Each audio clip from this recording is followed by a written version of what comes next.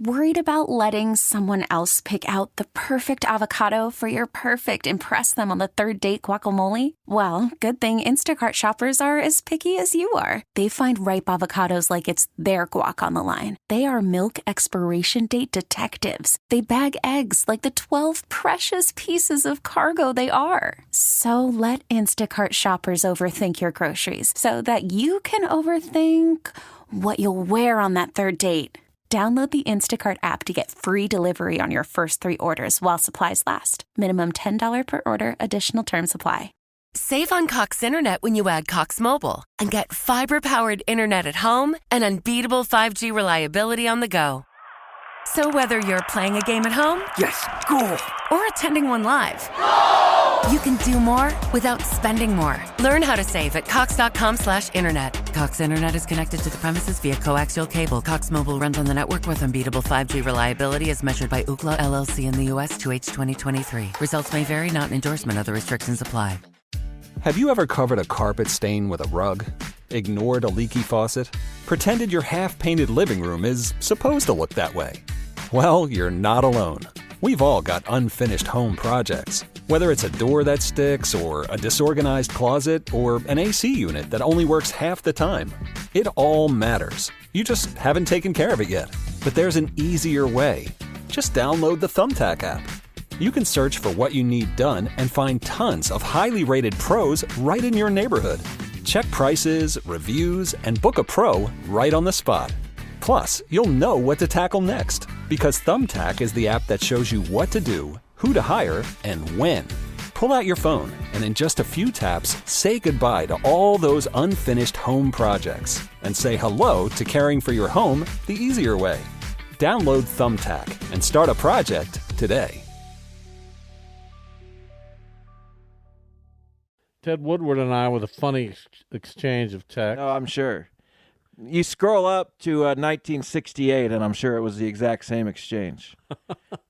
Mike, I think he's making fun of you. How you doing? I'm fine. I've been made fun of by plenty. I would never make fun of Mike Kennedy. That was a shot at Bob and Ted. Yeah, Ted Woodward. So before we delve into Shocker baseball, and I'm curious to get your thoughts, I just saw this post on the Roundhouse on Twitter made by Paul Sulentrop. On this day in Shocker history, 1969, Warren Jabali made 15 of 24 shots on his way to 39 points, 12 rebounds, 4 assists in the Oakland Oaks series-clinching win over Indiana in the ABA Finals. That, of course, did my heart good because I'm a huge Warren Armstrong / Jabali fan.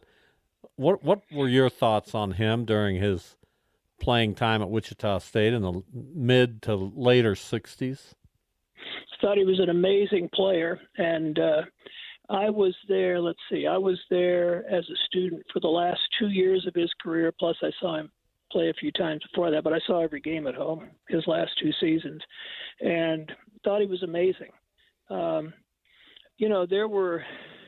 Those were kind of difficult times in a lot of ways. There were a lot of social issues going on, and I think he and some of the other players were kind of embroiled in some of that. That might have affected him at times, but he always played hard. He was a team player. I mean, he could have scored more than he did, but led the team in assists every year. No, he was a great, great player. One of the handful of best to ever play here. There, I feel better. I feel good now. Go ahead, Jeff. So I'll shift to baseball, Mike. The Shockers had a really good start. Since then, it's been not a very good middle, and toward the end of the season, I got to feel like just by following the team, and you've seen them play every day, it's their actual level is maybe somewhere in between that, and maybe not as good as the start, and maybe not as bad as they've been playing. I think that's fair. I honestly think they are probably still closer to the team that was winning a lot of games than the one that was losing a lot more. But there are a lot of complicated factors involved with that. For one thing, it is still to some degree a young team. Even some of the older guys, age-wise, were junior college transfers in their first year in Division I. And so there were some adjustments and some learning, and I think some of the freshmen have hit those fatigue periods that you get with freshmen in any college sport.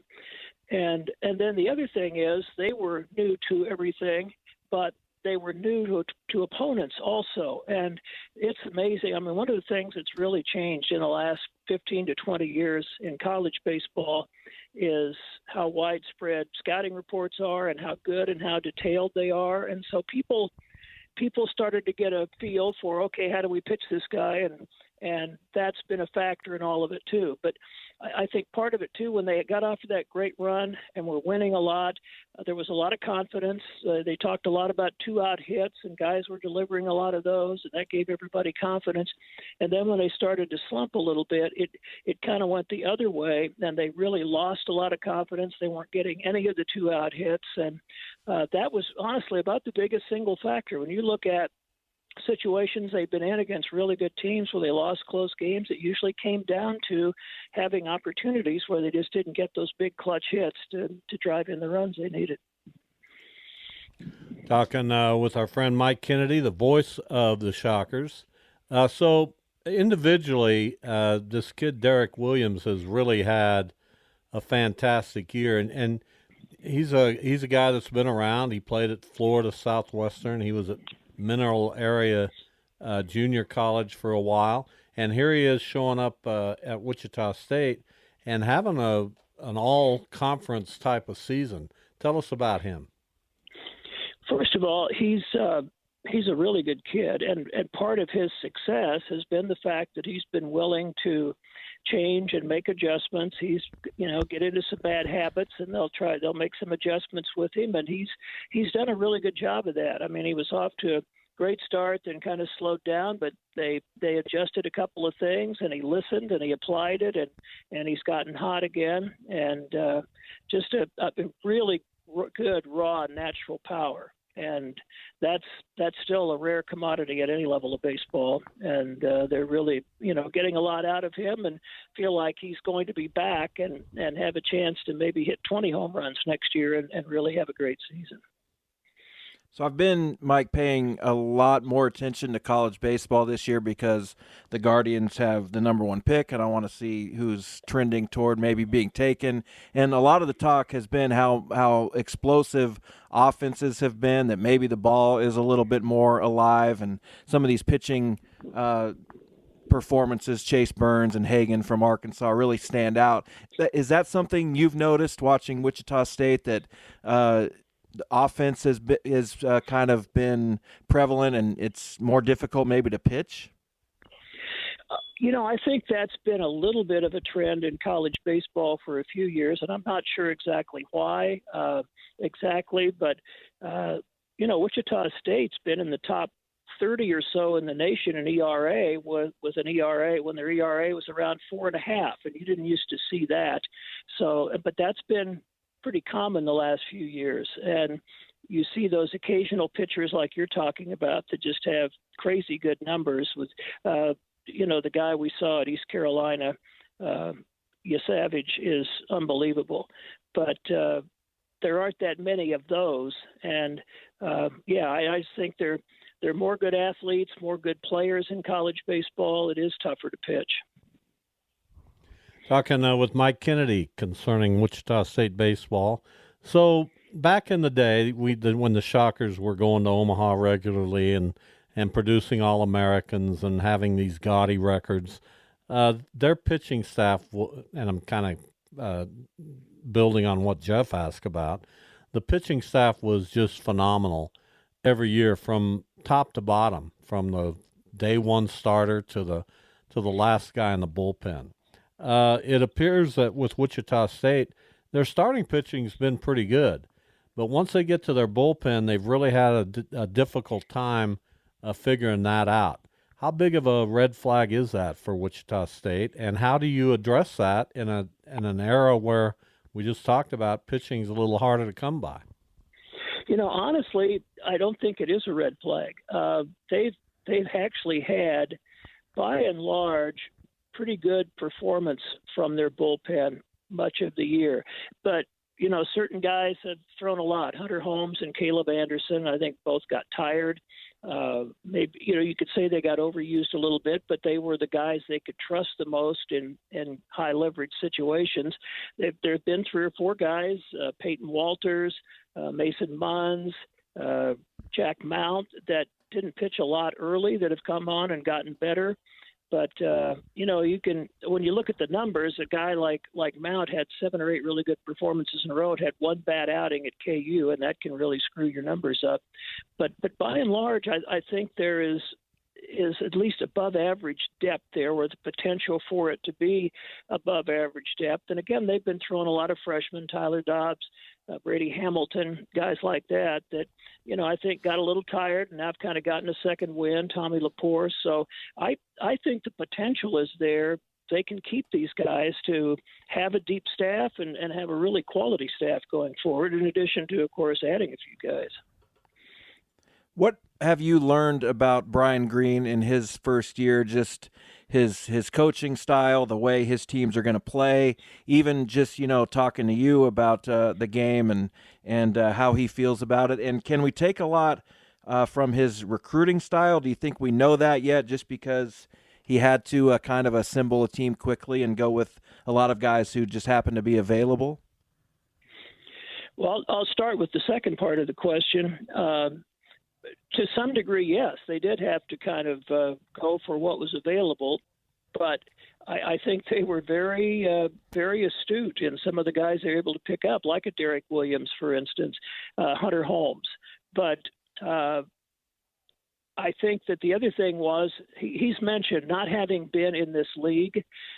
He didn't really know what to expect or how teams play in this conference, and so that will certainly affect recruiting going forward. They went for strength as much as they could find, trying to find some guys they thought had a little power that could keep them competitive, but they haven't stolen many bases, and that's something they want, is more speed, not only on the bases but in the outfield.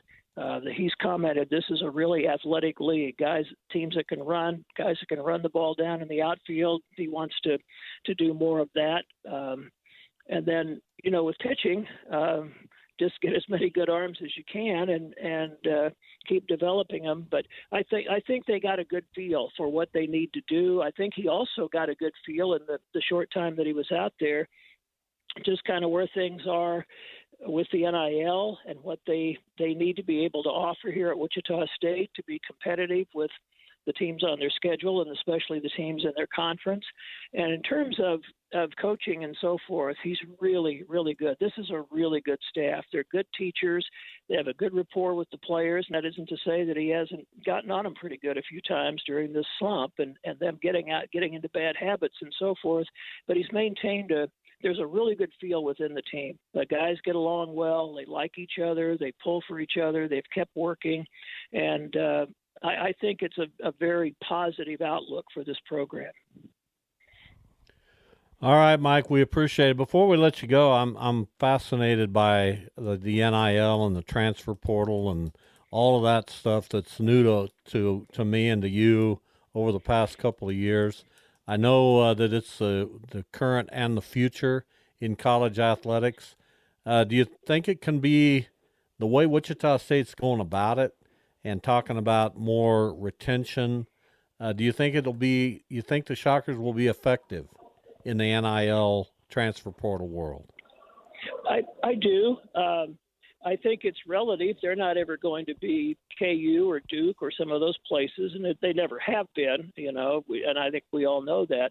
But I think that they can kind of be what they've been when they've been good, which is to say finding guys that have maybe been overlooked a little bit and from an NIL standpoint are available for maybe a little less. And then part of it after you get them is being able to increase what they get a little bit if they're productive and have an environment, a situation that they want to be in going forward where they feel like they like the team they're with, they feel like they're improving individually. And I think that the athletic department's done a really good job because, it's just how long has it been? Just a couple of 3 months, whatever, a few months, that the athletic department itself was actually able to go out and solicit people to give to NIL. And I think the big battle has been, and I've heard this at other schools too, nobody likes it. People hate the idea of the NIL, but I think they've done a pretty good job here of getting out, meeting face-to-face with a lot of people, and convincing them that, look, we all hate it, but if you want these programs to be as good as they have been and as you want them to be, people are going to have to step up and contribute to the NIL. It's just a fact of life in college athletics today, sad as it may be. And I think they have a chance to be effective and to raise that level to where they can compete for quality competitive athletes that can give these programs a shot. All right, we always appreciate you. Thanks for coming on. We'll hook up soon, okay? Hey, one other thing. I'll just add this because of Jeff's earlier question about Brian Green and so forth. You know, the gift that Gene Stevenson just announced last week. I think people should recognize that is an indication that he believes this is the guy, that he respects Brian Green a lot. They've developed a good relationship. He feels this is the guy that can get this program back to where we all want to see it. And I think that's why he's been willing now to come forward and make a really sound commitment to the baseball program. Yeah, that's a substantial amount of money for sure. Thank you, Mike. Thank you, guys. Save on Cox Internet when you add Cox Mobile and get fiber-powered internet at home and unbeatable 5G reliability on the go. So whether you're playing a game at home, Yes, goal! or attending one live, you can do more without spending more. Learn how to save at cox.com/internet. Cox Internet is connected to the premises via coaxial cable. Cox Mobile runs on the network with unbeatable 5G reliability as measured by Ookla LLC in the U.S. 2H 2023. Results may vary, not an endorsement. Other restrictions apply. It's a great day to venture out in a spacious and capable Toyota SUV. Like the new RAV4. With available all-wheel drive, it can go just about anywhere. And with plenty of passenger and cargo space, you'll go from morning carpool to weekend road trip without missing a beat. Plus, with available features like wireless charging and a touchscreen interface, your Toyota RAV4 will keep you connected no matter where you're going. Or check out a spacious Highlander. With seating for up to 8, it's a hub for family adventure. You'll drive in comfort and style with available heated and ventilated seats and all the latest tech. And with available hybrid models, your new Highlander can save you tons on gas. Right now, your local Toyota dealer has more vehicles in stock and is making delivery on new vehicles almost every day. So don't wait. Buy a RAV4 or Highlander today. Visit buyatoyota.com for deals and more. Toyota, let's go places.